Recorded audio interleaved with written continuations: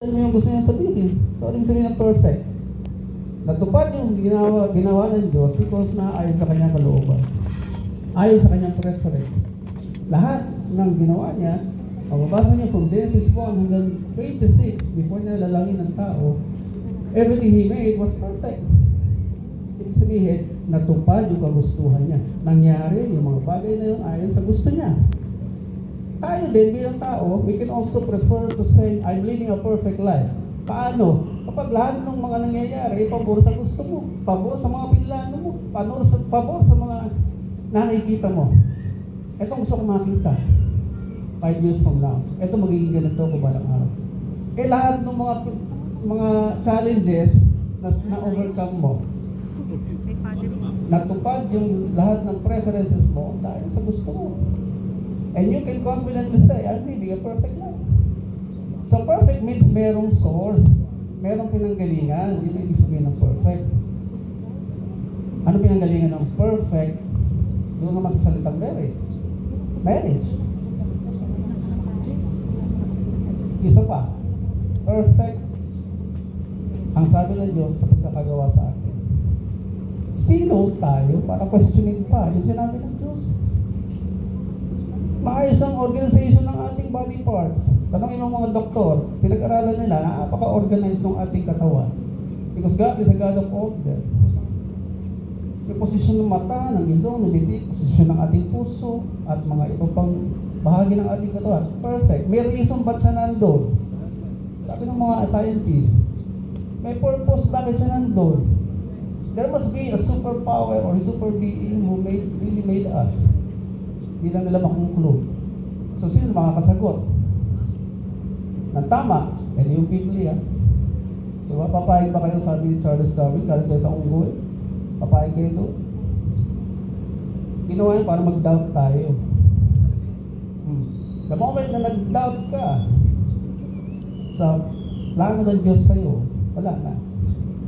Samantalang ang sabi niya sa Jeremiah, di ba? For I know the plans I have for you. Plans to what?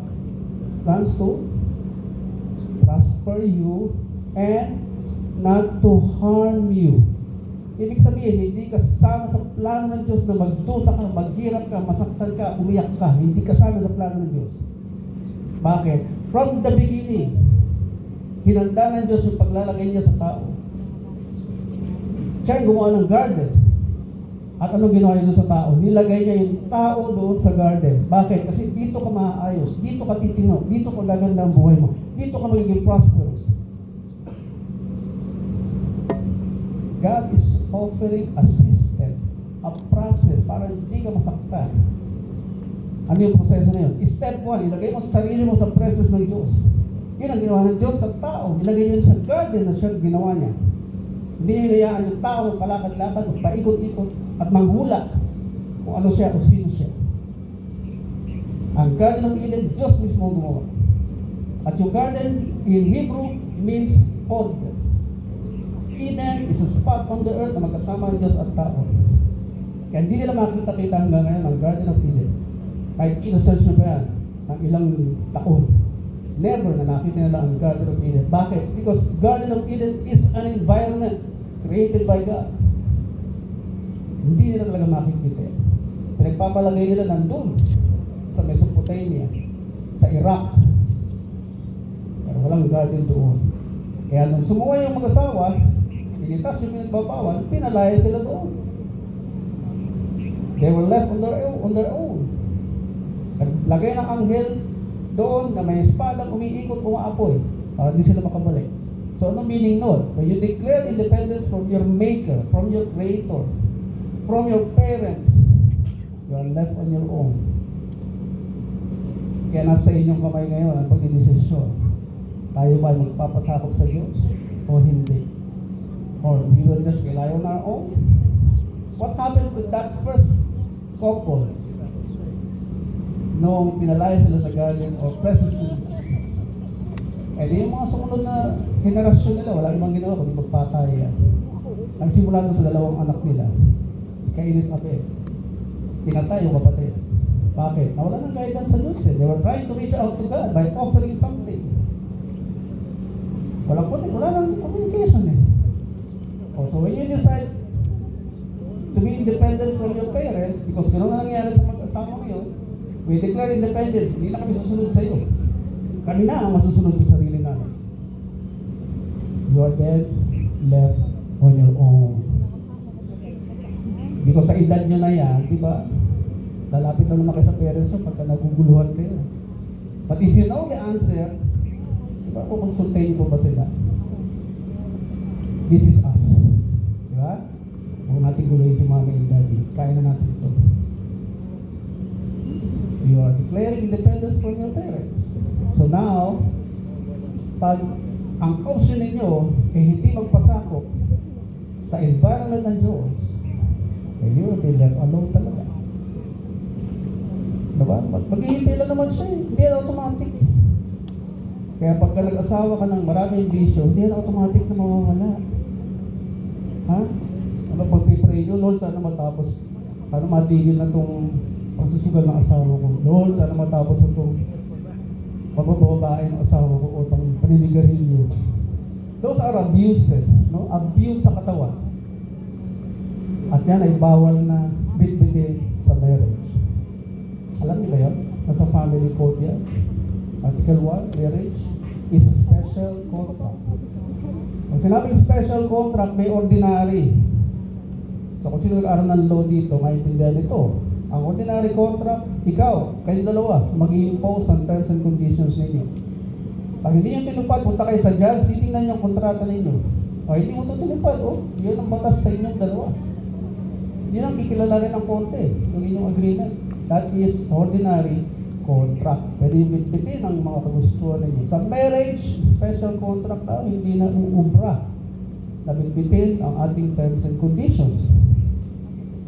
Ano ba yung terms and conditions na binibit natin sa marriage? Nag-asawa ka ng maldita, magtiis ka. Ay bawal na po yan, sister. May husband ba matutuwa sa malditang asawa? Jurel, matutuwa ka sa malditang asawa? Buti naman. Paano mo na-stress na yan? Pag hindi mo tinutupad yung mga sinasabi mo, magmamaldita yan. Ibig sabihin, sa mga lalaki, paalala lang, okay, magbibitaw ng salita sa mga babae na hindi nyo tinutupad.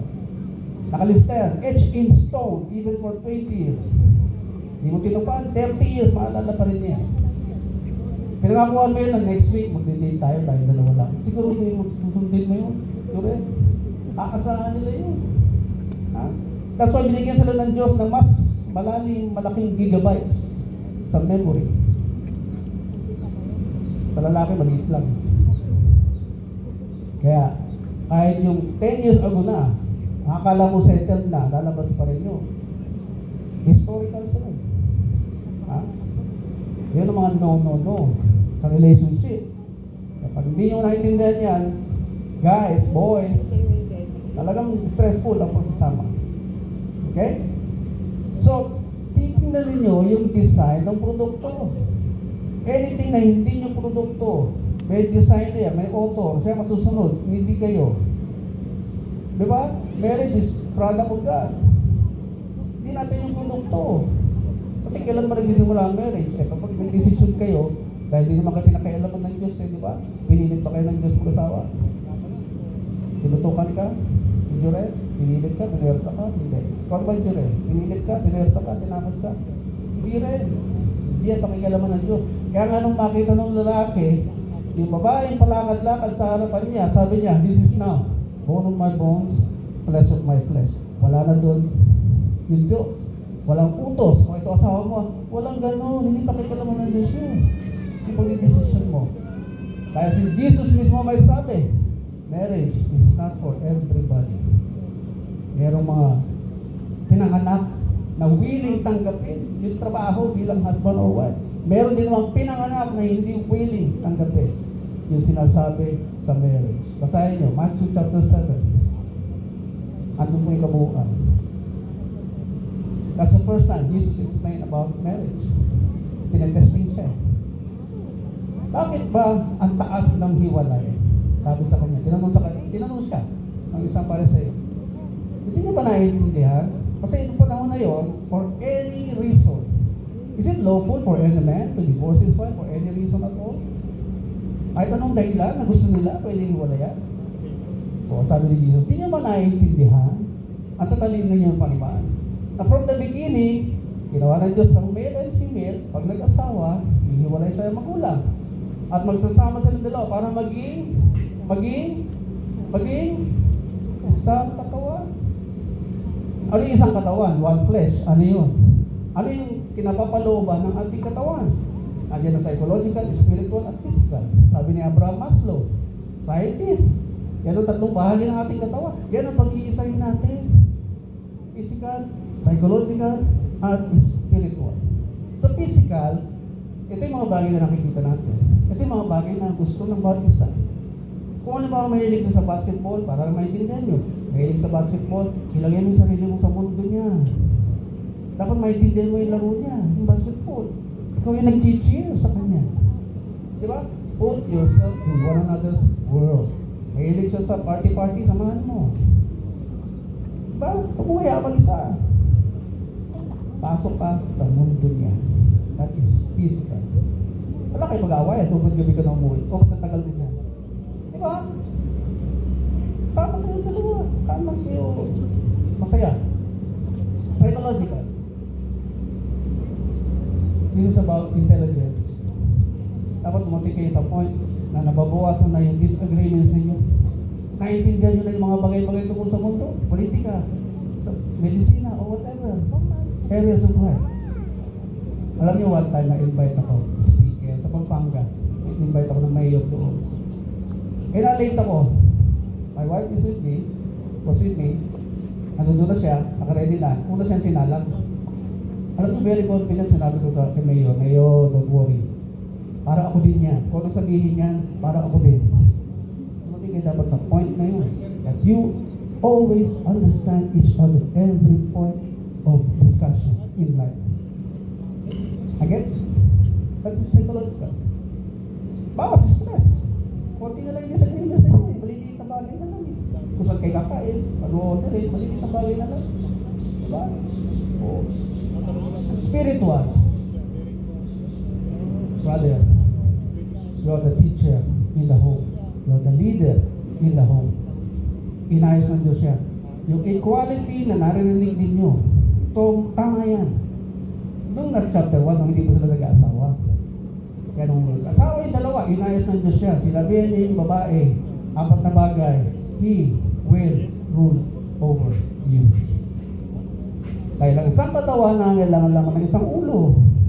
Hindi pwede may dalawang ulo yung isang katawan na nagtatalo. Hindi, ako dapat masunod sa'yo. Matalino ako kaysa sa'yo. Mas may trabaho ako kaysa sa'yo. Mas mapera ako kaysa sa'yo. Ako masusunod sa bahay na to. Hindi pwede, ako yung lalaki. Ako yung... Alam ng Diyos yan, nakita niya na yan.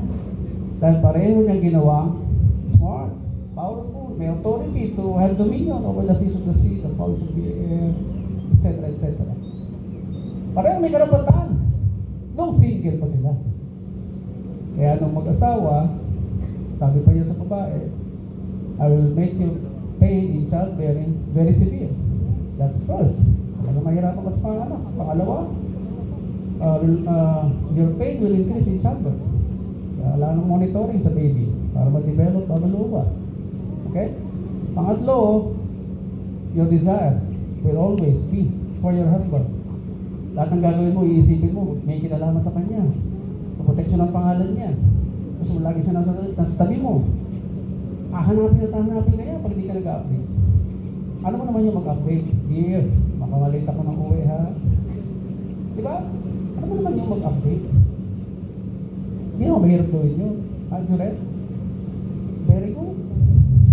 Tayo rin gumagawa ng stress sa buhay natin eh. Diba? Kaya kumuha ng maraming kaalaman tungkol sa marriage. Pag-aralan ko siya, yung kanyang habits, yung kanyang paano siya pinalaki, pati yung kanyang natural design as babae. Kaya hindi na kailangan ng Diyos yung decision natin mag-asawa at kinuha sa tadyang mo, lumabas yan sa iyong katawan, yung decisional mo, ibig sabihin, baby mo yan. Yun nga nakita ng Diyos eh, parang hindi ata tama na nag-iisang lalaki ito o ang taong ito. Kaya pinatulong siya. Hinugot yung isang tadyan, hindi naman babae. Kasi saan lalabas yung ibang baby sa katawan mo? Hindi naman. Wala naman paglalabasan. Diba? Kaya hinati. Hinugot sa katawan mo, hindi sa lupa. Pwede naman gawin ng Diyos sa lupa kunin ng babae, pero hindi niya ginawa. Why? Para maintindihan ng bawat lalaki, pag nag-asawa ka, yung babae pinili mo, ay baby mo. Nilabas mo yan sa mundo eh. Nilabas mo sa katawan mo eh. Pananagutan mo lahat ng pangangailangan yan. Kaya mayroon niyang nararamdaman, hindi nila mapigilan kapag pera nila, pera lang nila. Pag pera mo, pera din nila. Napansin mo na ba yun? Di pa? Di pa? Pansin mo yun next time.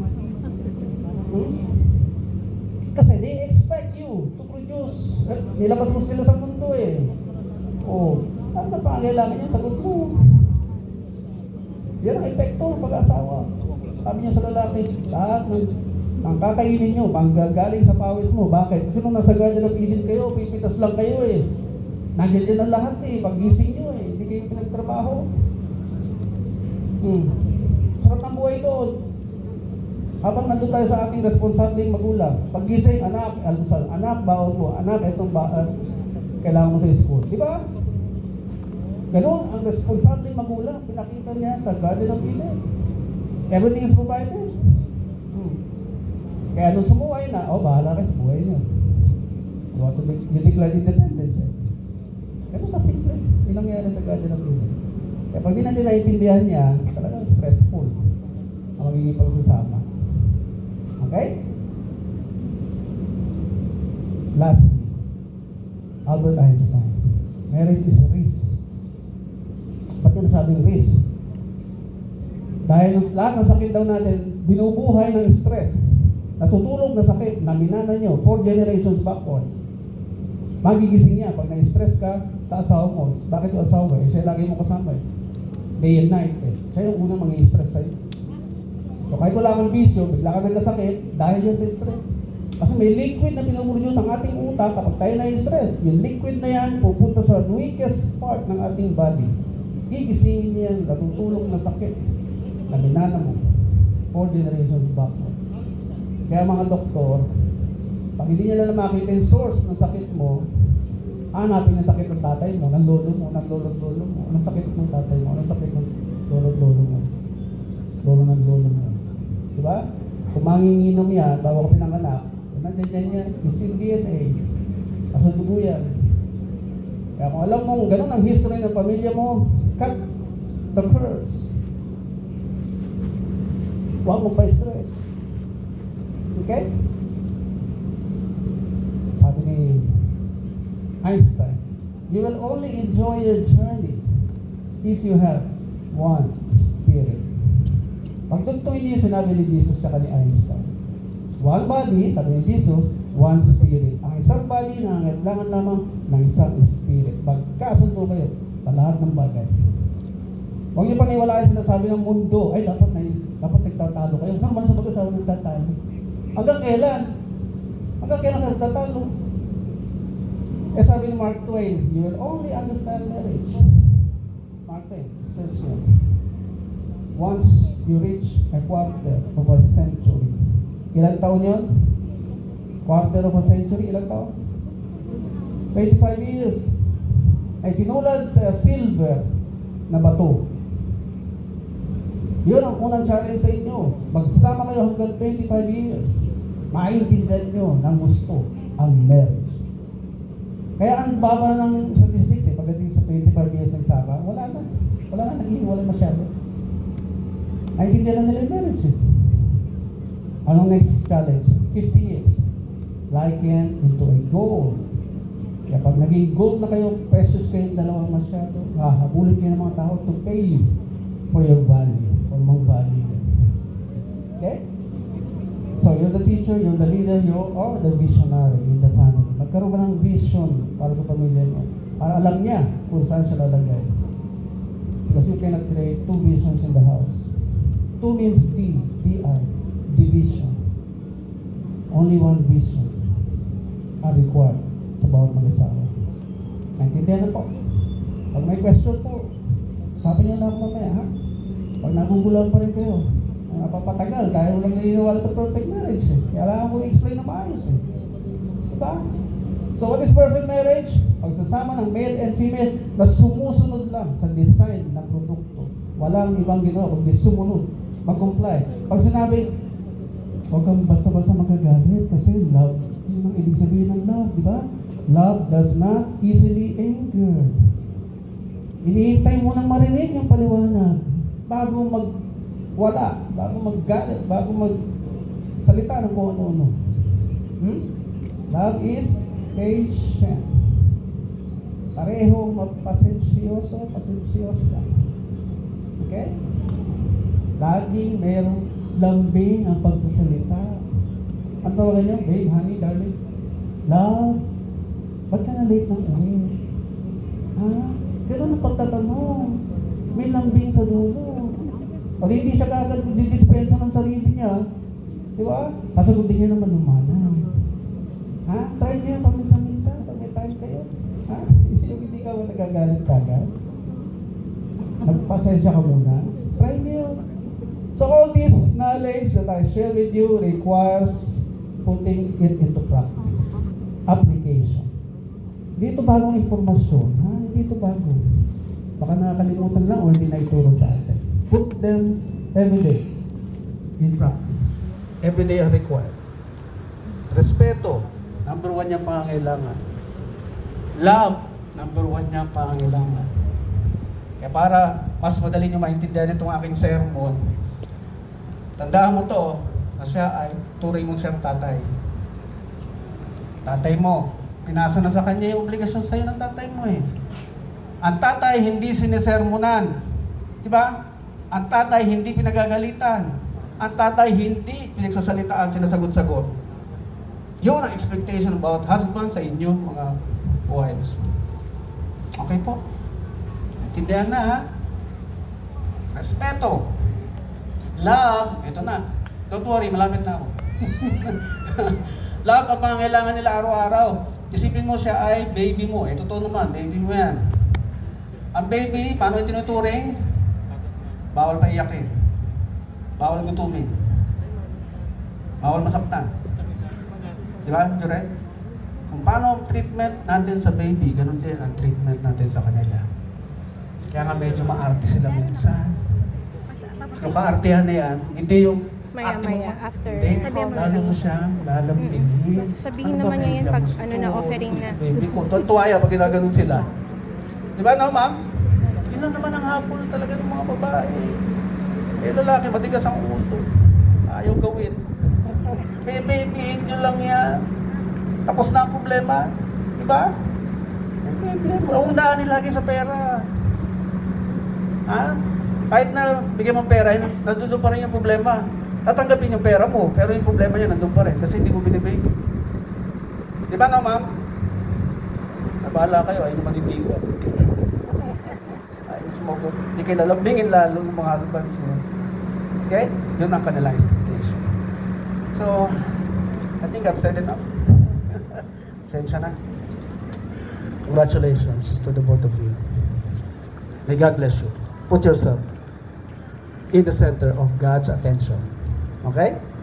Hindi siya kusang bababa. Kailangan nyo mag-decide para bumabasa sa buhay niyo. Okay po? Congratulations. Thank you. We will now proceed to the marriage rites. Bride and groom, please stand.